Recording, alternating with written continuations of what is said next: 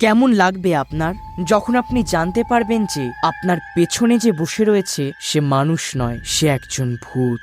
অবস্থা খারাপ হয়ে যাবে, তাই তো? আর সেটাও যখন আপনি তাকে একজন সাধারণ মানুষ ভেবে তার কাছ থেকে দ্বিগুণ ভাড়া নিচ্ছেন এবং নিজের সাথে নিয়ে ঘুরে বেড়াচ্ছেন। ঠিক তেমনই কিছু ঘটেছে আমাদের অটো চালকের সাথে। আর তার পরিণতি কি হয়েছে জানতে দেখুন এই পুরো ভিডিওটা। তবে এক সেকেন্ড, চ্যানেলে নতুন আর এখনো সাবস্ক্রাইবও করেননি? মাত্র 1 সেকেন্ড সময় নিন এবং সাবস্ক্রাইব করুন আর হয়ে যান আমাদের প্রাইম টুনস হরর ফ্যামিলির নতুন মেম্বার।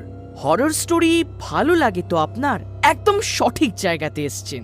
আমাদের হরর স্টোরিতে ভূত, প্রেত, পিশাচ, ডাইনি বুড়ি সবের একেবারে এমন ডেডলি কম্বিনেশন পাবেন যে আপনার সব লোম খাড়া হয়ে যাবে, এটা আমাদের গ্যারেন্টি।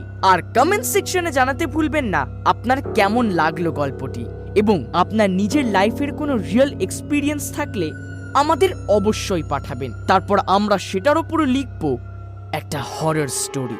প্রথমে চ্যানেলের ইন্ট্রো, তারপর শুরু করা যাক আজকের গল্প।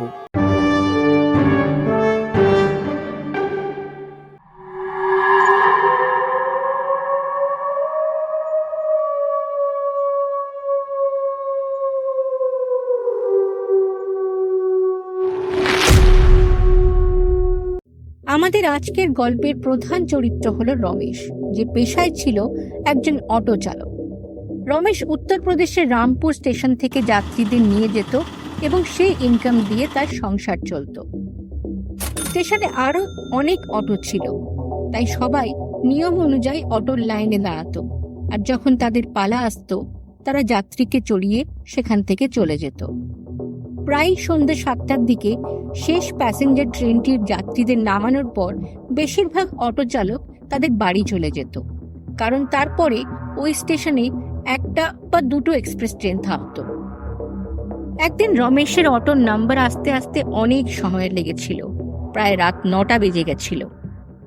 ততক্ষণে অনেক অটো চালক তাদের বাড়ি চলে গেছে, কিন্তু রমেশ তখনও রাইড আসার অপেক্ষায় ছিল। কিছুক্ষণ পর স্টেশন থেকে একজন বয়স্ক ব্যক্তি রমেশের কাছে এসে তাকে একটি ঠিকানা দেখিয়ে সেই ঠিকানায় নিয়ে যেতে বললেন। ওই ঠিকানাটা স্টেশন থেকে অনেক দূর ছিল। রমেশ কিছুতেই যেতে চাইছিল না, কিন্তু ওই বৃদ্ধ রমেশকে দ্বিগুণ ভাড়া দেওয়ার প্রতিশ্রুতি দিয়েছিল।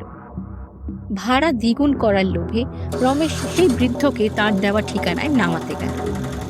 কিছুক্ষণ পর রমেশ বৃদ্ধকে সেই ঠিকানায় নামিয়ে দিল এবং বিনিময়ে সে দ্বিগুণ টাকা পেল।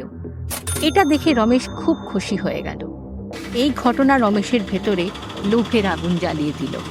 সন্ধে হলে সে তার অটো নিয়ে স্টেশনে পৌঁছে যেত আর রাতের অজুহাতে যাত্রীদের কাছ থেকে দ্বিগুণ টাকা ইনকাম করত।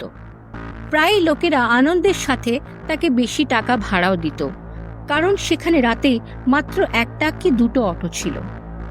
রমেশের রোজগার বাড়তে শুরু করেছিল এবং সে খুব খুশি ছিল। এক রাতে যথারীতি সে স্টেশনে দাঁড়িয়ে একটা রাইডের জন্য অপেক্ষা করছিল। তখন সেখানে একটি খুব সুন্দরী মেয়ে এলো। তুমি কি আমায় এই ঠিকানায় নামিয়ে দেবে? দেখুন ম্যাডাম, এখানেই যেতে 200 টাকা লাগে, কিন্তু রাত হয়েছে এবং ঠিকানাটাও অনেক দূরে, এখানে এখন কেউ যাবে না। হ্যাঁ, এর জন্য আমি গেলে 400 টাকা নেব। মেয়েটি রমেশের সাথে একমত হয়ে তার অটোতে বসল। রমেশ তার অটো নিয়ে চলতে শুরু করল।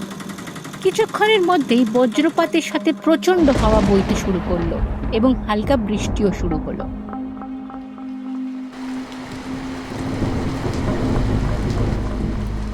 তার মধ্যেই রমেশ মেয়েটিকে তার বাড়িতে পৌঁছে দেয়। তুমি এখানে দাঁড়াও, আমি 2 মিনিটের মধ্যে তোমার টাকা নিয়ে আসছি। এই বলে মেয়েটি ঘরের ভেতর চলে গেল।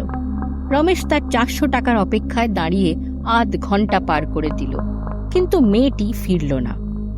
রমেশ মনে মনে বিড়বিড় করছিল, আমি দুনিয়াকে বোকা বানাচ্ছি, আজ মনে হচ্ছে এই মেয়েটি আমাকেই বোকা বানালো। ঠিক আছে, কোনো অসুবিধা নেই, সে না এলে আমি তার কাছে যাই। তারপরে রমেশ সেই বাড়ির কাছে গিয়ে জোরে জোরে দরজায় কড়া নাড়তে লাগলো। তখন এক বৃদ্ধ ঘরের দরজা খুলে দিল। আরে আরে ম্যাডাম, ওই মেয়েটা কোথায়? 2 মিনিট বলে চলে গেল, এখনো আসেনি। আমি এতক্ষণ ধরে আমার টাকাটার জন্য অপেক্ষা করছি। রমেশের কথায় বৃদ্ধা খুব অবাক হলেন। বাবা, কোন ম্যাডামের কথা বলছো? আমি ছাড়া এখানে কেউ থাকে না। আরে আপনি কি আমার সাথে ঠাট্টা করছেন? আমি নিজে ওনাকে এই বাড়িতে ঢুকতে দেখেছি, একবার ভালো করে দেখুন তো। রমেশের কথা শুনে বৃদ্ধা তার ঘরের ভেতরে গেল এবং ঘরের ভেতরে যেতেই রমেশের চোখ পড়ল দেওয়ালে টাঙানো ছবির দিকে। দেওয়ালে যার ছবি, সে কে? সে সে আমার মেয়ে। কেন, কি হয়েছে? তুমি এভাবে জিজ্ঞাসা করছো কেন বাবা? মাসিমা, এই মেয়েটাই তো আমার সাথে অটো করে বসে এলো। এখন দয়া করে আমার টাকাটা আমাকে দিন এবং আমাকে ছাড়ুন। অনেক নাটক হয়েছে। আচ্ছা, এটা হতে পারে না। সে আমার মেয়ে, কিন্তু 5 বছর আগে ট্রেনের নিচে মারা গেছে। আর তুমি কিভাবে ওকে বাড়িতে আনতে পারো? আসলে ছবির মালাটা হাওয়ায় উড়ে পড়ে গেছিল। রমেশ মনোযোগ দিয়ে দেখল আর ভয়ে কেঁপে উঠল। মেয়েটি সত্যি মারা গিয়েছিল। ভয়ে ঘামে ভিজে রমেশ তার অটোর দিকে দৌড়ে গেল। অটোতে পৌঁছতেই সে দেখল তার সিটে 400 টাকা রাখা আছে। টাকা দেখে সে জ্ঞান হারিয়ে ফেলার মতো হয়ে গেল। তারপর রমেশ সব বুঝতে পারল যে আজ তার অটোতে যে চড়েছে সে মানুষ নয়, সে ছিল একটা আত্মা। সে মনে মনে ভগবানের মন্ত্র উচ্চারণ করতে লাগলো এবং অটো নিয়ে সেখান থেকে দৌড়ে পালালো। এই ঘটনা রমেশকে এতটাই নাড়া দিয়েছিল, সেদিন থেকে রমেশ সিদ্ধান্ত নিয়েছিল যে সে বেশি টাকা রোজগারের জন্য আর রাতে অটো চালাবে না।